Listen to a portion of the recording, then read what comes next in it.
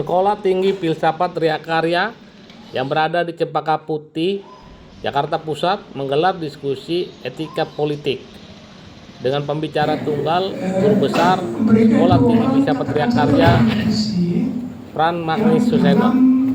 Dengan kondisi negara penuh dengan masalah, baik persoalan ekonomi dan hukum, seharusnya kekuasaan eksekutif, legislatif, dan yudikatif menunjukkan sifat kenegarawanannya. Demikian dikatakan Pran Magnis Suseno. Bukan sebaliknya, Romo mengatakan menganggap berbuat baik, tetapi pada hakikatnya lebih mencari keuntungan ketimbang berbuat baik untuk kepentingan bangsa dan negara.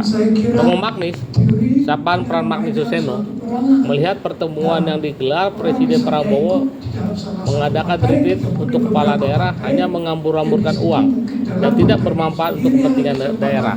Romo Magnis justru mengatakan penyelesaian daerah hanya bisa diselesaikan oleh kepala daerah yang tahu dengan melibatkan masyarakat, bukan dengan melakukan pertemuan yang sangat elitis dan kurang bermanfaat. Demikian Romo Magnis mengatakan. Lalu dalam situasi seperti itu akan mengikuti itu, tidak akan mengikutinya. Nah, itu satu pertanyaan. Dia menyebut situasi sekarang ini adalah Jokowisme ya. Banyak pemimpin lahir dari situasi kritis atau krisis. Jokowi dan Prabowo tidak. Bagaimana Romo Magnis menjelaskannya? Yang sebetulnya saya khawatirkan adalah ini, bahwa kalau kita bertanya bagaimana tendensi-tendensi, kecenderungan yang mengkhawatirkan sekarang yang sudah banyak dibicarakan, itu bisa diubah bagaimana? Jangan-jangan hanya ada dua kemungkinan.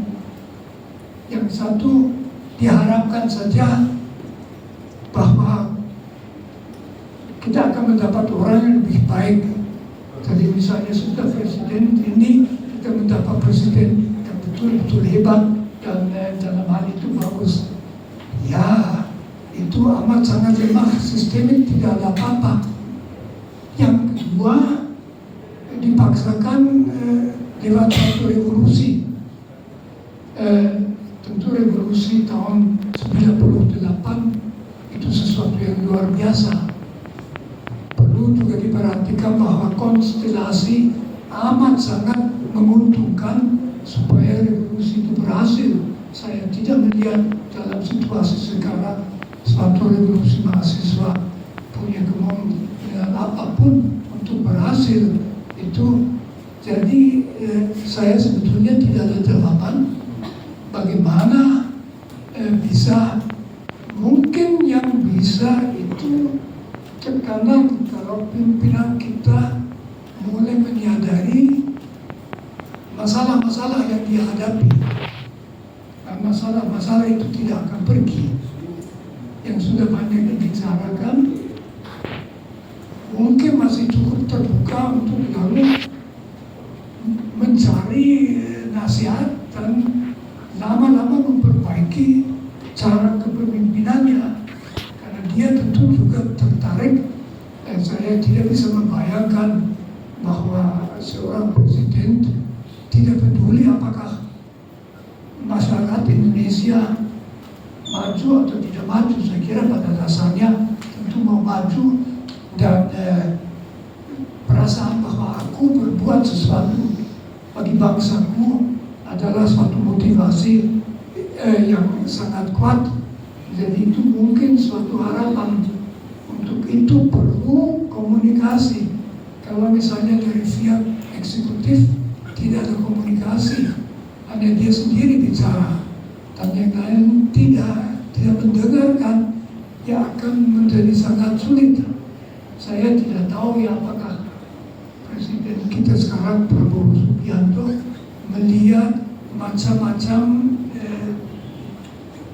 kesempitan yang kelihatan, yang sudah dibicarakan dalam media, yang akan dia rasakan karena duitnya terbatas dan masalah itu tidak bisa diatasi dan akan ada akibat.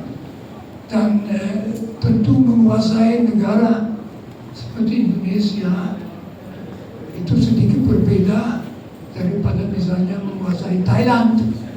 Karena itu negara yang besar.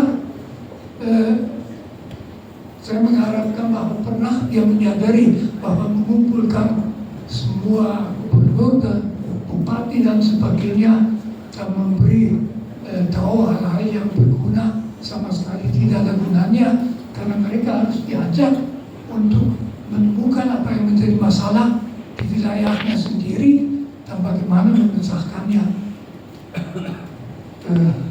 Dua kemungkinan yang di